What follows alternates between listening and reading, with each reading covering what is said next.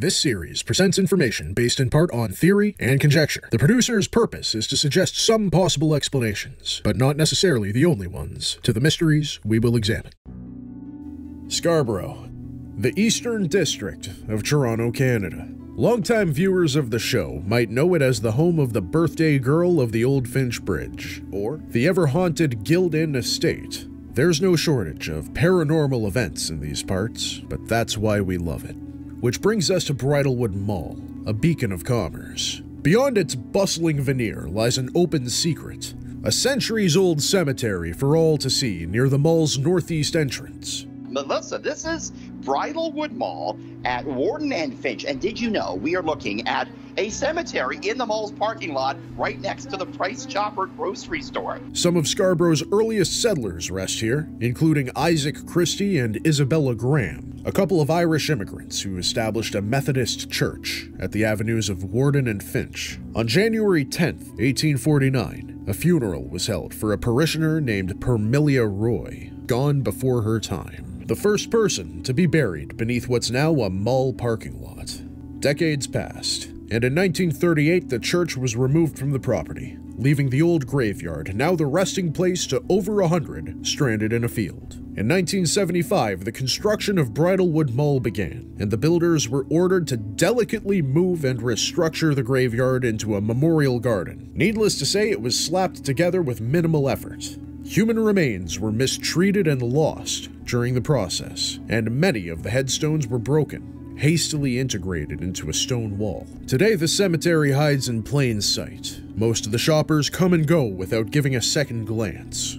And then there are those who know all too well that the mall's existence actively disturbs the peace of these lost souls to this very day. Some even claim that every now and then, these spirits make their presence known. Over the years, shoppers and employees have reported feeling an eerie presence when walking through the garden, especially at night. One report from mall security in 1997 describes a woman dressed in an old-timey nightgown appearing before the headstones during a winter storm, long before sunrise. By the time the guard ran over, whatever he saw had disappeared, not even leaving footprints in the snow. In October of 2020, an unidentified senior hopped the curb and crashed her car into one of the headstones. It's not every day that a car crashes into a cemetery headstone, and it's certainly not every day it crashes into a 19th century headstone, and it's definitely a very rare occurrence when that cemetery happens to be in a mall parking lot. The driver claimed she swerved to avoid a mysterious man in outdated clothes who seemed to appear out of nowhere. By the time she emerged from her vehicle, the man was gone. Could any of it be true? Did a security guard behold the ghosts of Permelia Roy, Isabella Graeme, or some other woman who's buried beneath the pavement? What about the unfortunate senior who crossed paths with a man seemingly plucked out of history? Some think it could have been the phantom of Isaac Christie himself. But these are just two of many ghostly occurrences rumored to be commonplace at Bridlewood Mall.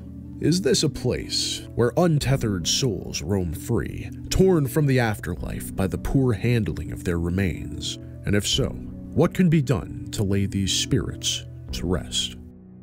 Only time will tell. Hey you. Yeah, you. Thanks for watching. If you liked this, you're gonna love some of the other shit I have on my channel, so check it out.